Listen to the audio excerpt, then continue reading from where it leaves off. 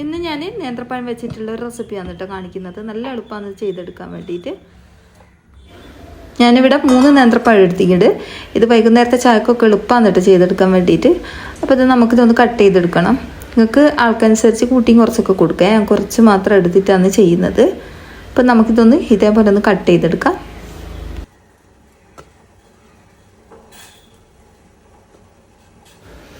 പിന്നെ ഇതൊരു വെറൈറ്റി ആയിട്ടുള്ള ഒരു റെസിപ്പിയും കൂടിയാണ്. നിങ്ങൾക്ക് വിഷുവിന് വേണമെങ്കിൽ ഇതേപോലെ ചെയ്താൽ മതി കേട്ടോ. നല്ല ടേസ്റ്റാണ് കഴിക്കാനും വേണ്ടിയിട്ടാ. അപ്പോൾ ഇതേപോലെയാണ് ഞാൻ കട്ട് ചെയ്തെടുക്കുന്നത്. നിങ്ങൾക്ക് ഏത് ഷേപ്പിൽ വേണമെങ്കിലും കട്ട് ചെയ്തെടുക്കാം. പഴം മുഴുവനായിട്ട് ഞാനിവിടെ കട്ട് ചെയ്തെടുത്തിട്ടുണ്ട്. പിന്നെ നമ്മളെ വീഡിയോ കാണുന്നവർ വീഡിയോക്ക് മറന്നു പോകാണ്ട് ഒരു ലൈക്ക് തരണം കേട്ടോ. എന്തെങ്കിലും ഒരു കമൻറ്റും ഇടണേ വീഡിയോക്ക്. അപ്പോൾ ഒരു ഹാർട്ടോ സ്മൈലോ എന്തെങ്കിലും ഒരു കമൻറ്റ് ഇട്ടാൽ മതി കേട്ടോ. പിന്നെ നമ്മളെ ചാനൽ ഒന്ന് ഫോളോ ചെയ്യാനും മറന്നു പോകരുത്. ഇതിലേക്ക് നമുക്ക് ശർക്കര വേണം. ഞാനിവിടെ 2.5 ശർക്കര എടുത്തിട്ടുണ്ട്. നിങ്ങൾക്ക് എത്ര വേണോ മധുരം അത്രയും എടുക്കുക. ചട്ടി ഒന്ന് ചൂടായി വരുന്ന സമയത്ത് നമുക്ക് നല്ല നെയ്യ് ചേർത്ത് കൊടുക്കുക. 1 ടീസ്പൂണാണ് എടുത്തത്. പിന്നെ ഇതിലേക്ക് തേങ്ങാക്കൊത്ത് ചേർത്ത് കൊടുത്തിട്ടുണ്ട്. അതൊന്ന് മൂത്ത് വന്നോട്ടെ കേട്ടോ.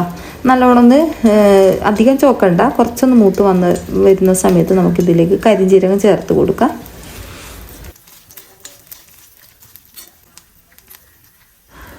ഇതിലേക്ക് 1 ടീസ്പൂൺ അളവിൽ കരിഞ്ജീരകമാണ് ഇട്ട് കൊടുത്തത്. പിന്നെ കറുത്ത എള്ളുണ്ടെങ്കിൽ അതിട്ട് കൊടുത്താലും മതി.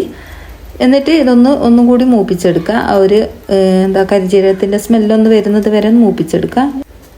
പിന്നെ നിങ്ങളെ കയ്യിൽ കറുത്ത എള്ള ഉള്ളതെന്ന് വെച്ചാൽ അത് ചേർത്ത് കൊടുത്താൽ മതി. അപ്പോൾ ഇത് നല്ലോണം ഒന്ന് മൂത്ത് വന്നതിന് ശേഷം നമുക്കിത് ഫ്ലെയിം ഓഫ് ആക്കിയിട്ട് അവിടെ വെക്കട്ടോ. നമുക്ക് വേണ്ടിയത് പച്ചരിയാണ്. ഞാനിവിടെ 1 ഗ്ലാസ് പച്ചരി 3 മണിക്കൂർ മുമ്പ് കുതിർത്ത് വെച്ചിരുന്നു. അപ്പോൾ നമ്മളിപ്പം ചായ കുടിക്കുന്ന ഗ്ലാസ്സില്ലേ, ആ ഒരു ഗ്ലാസ്സിന് 1 ഗ്ലാസ്സാണ് ഞാൻ എടുത്തത്. ഇത്രയും മതിയാവും. മുഴുവനായിട്ട് ഞാൻ ഈ ഒരു ജാറിലേക്ക് ഇട്ട് കൊടുത്തിട്ടുണ്ട്. ഇതിലേക്ക് ഏലക്ക ചേർത്ത് കൊടുക്കുക. പിന്നെ നല്ല ജീരകമാണ് ചേർത്ത് കൊടുത്തത്. 1 ടീസ്പൂൺ അളവിൽ നല്ല ജീരകം ചേർത്ത് കൊടുത്തിട്ടുണ്ട്. ഏലക്ക പൊടിയുണ്ട്, അത് ചേർത്ത് കൊടുത്താൽ മതിയാവും.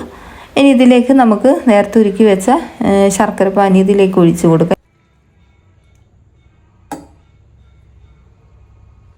ശർക്കര പാനി അരിച്ചിട്ട് ഒഴിച്ച് കൊടുക്കുക. ഞാനിപ്പോൾ 1 ഗ്ലാസ് വെള്ളത്തിലാണല്ലോ ശർക്കര പാനി ഉരുക്കിയത്. അപ്പോൾ 1 ഗ്ലാസ്സും 1/2 ഗ്ലാസ്സും കൂടി ഞാൻ വേറെ ഒഴിച്ച് കൊടുത്തിട്ടുണ്ട്. ഇനി ഇതൊരു നല്ലോണം അടിച്ചതിന് ശേഷം ഇതൊരു പാത്രത്തിലേക്ക് മാറ്റി കൊടുത്തിട്ടുണ്ട്. ഈ ഒരു പരുവത്തിലാണ് നമുക്ക് കിട്ടേണ്ടത്. ഇനി ഇതിലേക്ക് നമ്മൾ മൈദ ചേർത്ത് കൊടുക്കുന്നുണ്ട്. പാകത്തിനുള്ള ഉപ്പും കൂടി ചേർത്ത് കൊടുക്കുക. ഉപ്പ് 1 നുള്ളി ചേർത്ത് കൊടുത്താൽ മതി കേട്ടോ. ഇതിലേക്ക് 3 ടേബിൾ സ്പൂൺ അളവിൽ മൈദ ചേർത്ത് കൊടുത്തിട്ടുണ്ട്. ഞാൻ ആദ്യം ഇട്ട് നോക്കിയിട്ട് ഇതേപോലെ ഒന്ന് കലക്കി നോക്കിയിട്ടോ. അതിന് ശേഷം പിന്നെയും വേണ്ടി വന്നിട്ട് കുറച്ചും കൂടി അങ്ങനെ വന്നിട്ട് 3 ടേബിൾ സ്പൂൺ. നമ്മളിപ്പോൾ ഏകദേശം പഴംപൊരിക്കൊക്കെ കലക്കുന്നില്ല, അത് തന്നെ ആ ഒരു പരുവത്തിൽ തന്നെയാണ് നമുക്ക് വേണ്ടത്. അപ്പം നല്ലോണം ഒന്ന് ഇളക്കി മിക്സ് ആക്കി കൊടുക്കുക. ഒട്ടും കട്ട ഉണ്ടാവാൻ പാടില്ല കേട്ടോ.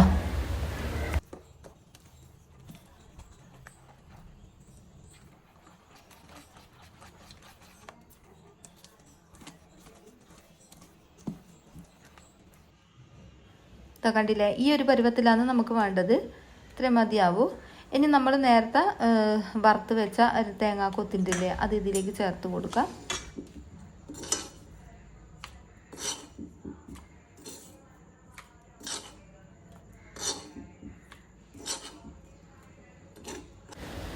അപ്പോൾ ഇതാ മുഴുവനായിട്ട് ഞാൻ ഇതിലേക്ക് ചേർത്ത് കൊടുത്തിട്ടുണ്ട്. ഇനി ഇത് നല്ലോണം ഒന്ന് മിക്സ് ആക്കി കൊടുക്കുക. അപ്പോൾ ഒട്ടും തന്നെ കട്ടകളില്ല കേട്ടോ നമ്മൾ മൈദ ചേർത്ത് കൊടുത്തേരം. അപ്പോൾ ഇത്രയും മതിയാവും. നമ്മളിത് റെസ്റ്റ് ചെയ്യേണ്ട ആവശ്യമൊന്നുമില്ല കേട്ടോ, ഇങ്ങനെ തന്നെ ചെയ്തെടുക്കാം.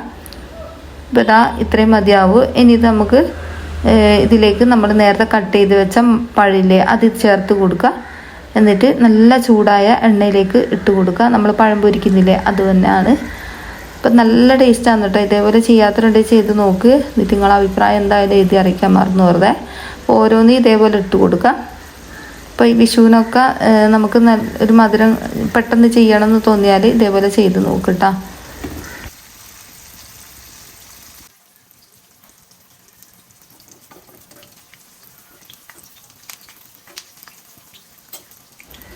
ഇത് പെട്ടെന്ന് തന്നെ ആയി കിട്ടും കേട്ടോ. പെട്ടെന്ന് തന്നെ ചോന്ന് വരും. അപ്പോൾ ഇതാ പെട്ടെന്ന് തന്നെ തിരിച്ചിട്ട് കൊടുക്കുക. എന്നിട്ട് 2 ഭാഗവും കുറച്ചൊന്ന് കളർ മാറിയതിന് ശേഷം നമുക്ക് കോരി മാറ്റാം കേട്ടോ. അപ്പോൾ ഇതാ നമ്മളെ പഴംപൊരി ഇവിടെ റെഡി ആയിട്ടുണ്ട് കേട്ടോ. നല്ല അടിപൊളി ടേസ്റ്റാണ്. ചൂടോടെ കഴിക്കാൻ നല്ല ടേസ്റ്റ് ഉണ്ട്. പിറ്റേന്ന് കഴിക്കാനും അടിപൊളിയാണ് കേട്ടോ. അപ്പോൾ ഇതാ ഓരോന്ന് ഞാൻ ഇതേപോലെ ചെയ്തെടുത്തിട്ടുണ്ട്. അപ്പോൾ ഇതേപോലെ ചെയ്യാത്തവരുണ്ട് ചെയ്ത് നോക്ക്. എന്നിട്ട് നിങ്ങളെ അഭിപ്രായം എഴുതി അറിയിക്കാൻ മറന്നു വെറുതെ. പിന്നെ ഇങ്ങനെ പഴംപൊരി ഇഷ്ടമല്ലെങ്കിൽ ഈ ഒരു പഴം ആ ഒരു മാവിൻ്റെ അകത്ത് കുഴച്ചിട്ട് അങ്ങനെയും പൊരിച്ചെടുക്കാം കേട്ടോ. അപ്പോൾ ഇത്രയേ ഉള്ളൂ ഇന്നത്തെ വീഡിയോ. ഇഷ്ടമാക്കിയിട്ടുണ്ടെങ്കിൽ ലൈക്ക് ചെയ്യാൻ മറന്നു വെറുതെ.